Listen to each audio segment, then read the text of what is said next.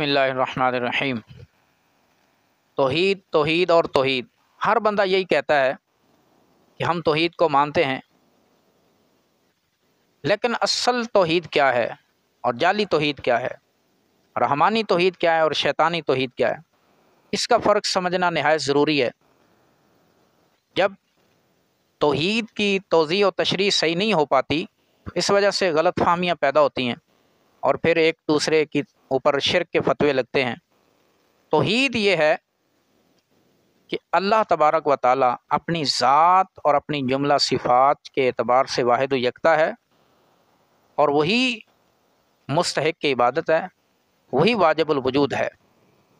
جو شخص اللہ کی ذات میں کسی کو شریک ٹھہرائے یا اس کی صفات میں یا اس کے سوا کسی کو مستحق کی عبادت سمجھے یا اس کے سوا کسی دوسرے کو واجب الوجود سمجھے تو وہ شرک کر رہا ہے، اور ایسا شخص مشرک ہے۔ اور ایک بنیادی نقطہ توحید کے حوالے سے یہ بھی کہ اللہ تبارک و تعالی پوری کائنات سے بے نیاز ہے اور ساری کائنات اسی کی محتاج ہے۔ یہ توحید کا مرکز، منبع اور محور اور مبدا ہے، توحید کی بنیاد ہے۔ اور یہیں سے شرک پیدا ہوتا ہے کہ جب کسی اور کو بھی اس طرح سمجھا جائے تو وہ بندہ مشرک ہو جاتا ہے۔ اب اللہ کی صفات کیا ہیں؟ صفات ثبوتیہ یہ ہیں: حیات، قدرت، علم، سمع، بصر، کلام، مشیت و ارادہ اور صفت تکوین۔ یہ اللہ تعالیٰ کی صفات ثبوتیہ ہیں۔ لیکن ہم دیکھتے ہیں کہ یہی الفاظ اور یہی صفات بظاہر بندے کے اندر بھی پائی جاتی ہیں۔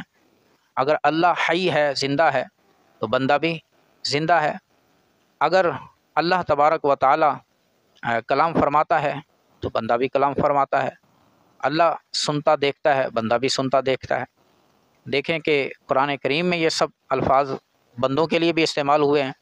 اللہ تبارک و تعالی نے اپنے بارے میں ارشاد فرمایا کہ انہ هو السمیع البصیر، وہی سمیع بھی ہے اور بصیر بھی۔ اور انسان کے بارے میں فرمایا فجعلناہ سمیعا بصیرا، ہم نے اسے بھی سمیع و بصیر بنایا ہے۔ اللہ تبارک و تعالی رؤوف الرحیم ہے۔ ان اللہ بالناس لرؤوف الرحیم۔ رسول اللہ صلی اللہ علیہ وسلم کے بارے میں بھی فرمایا بالمؤمنین رؤوف الرحیم، کہ رسول اللہ صلی اللہ علیہ وسلم بھی مومنوں پر رؤوف بھی ہیں اور رحیم بھی ہیں۔ اسی طرح اللہ تبارک و تعالی ہی کے لیے ساری کی ساری شفاعت ہے۔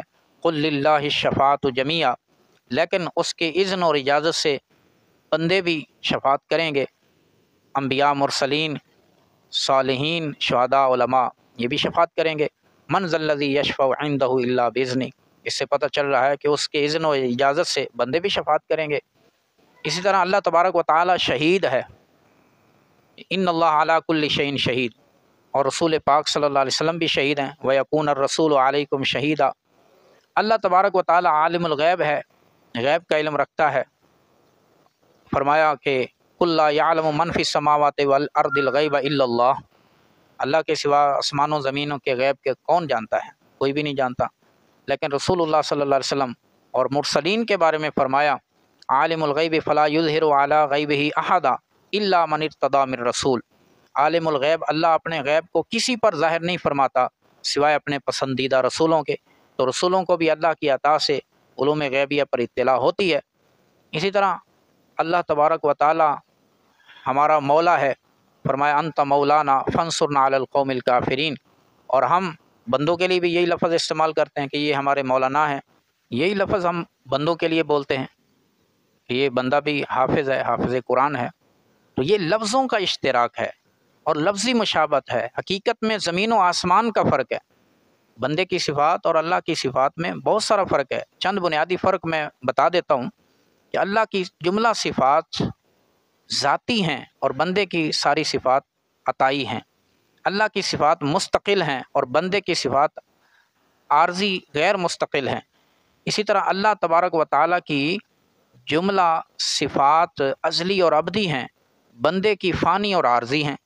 یہ بہت سارے فرق ہیں، لیکن عام انسانوں سے انبیاء، مرسلین، صالحین کی جو قوت سماعت ہے، قوت بصارت ہے اور کلام کرنے کی قوت ہے وہ کہیں زیادہ ہے، اس لیے کہ ان کے اندر نور جلال اللہ تبارک و تعالیٰ کی نورانی قوت اس کے اندر کار فرما ہے، لہذا وہ دور و نزدیک سے دیکھ اور سن سکتے ہیں اور زیادہ بلاد بعیدہ کو بھی طے کر سکتے ہیں۔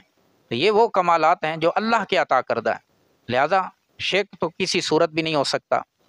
اب جو اس فرق اور اس تقسیم اور اس تشریح کو نہیں مانتا اور فرق نہیں کرتا اللہ اور بندے کی صفات میں، تو پھر اسے چاہیے کہ اپنے کان کٹوائے اور بہرا بن جائے، کہیں شرک نہ ہو، کیونکہ اللہ بھی سمیع ہے اور بندہ بھی سمیع ہے۔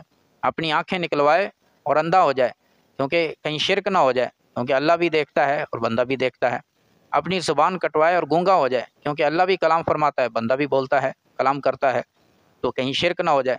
اور پھر مزید مشورہ تو یہ ہے کہ پھر ایک تختی بنوائیں اور اپنے گلے میں لٹکوائیں اور اس کے اوپر یہ تحریر لکھوائیں، صم بکم عمی فہم لا یعقلون، یہ اندھے ہیں جو دیکھ نہیں سکتے، بہرے ہیں جو سن نہیں سکتے، اور گونگے ہیں جو بول نہیں سکتے، اور بے وقوف ہیں جو کچھ عقل نہیں رکھتے۔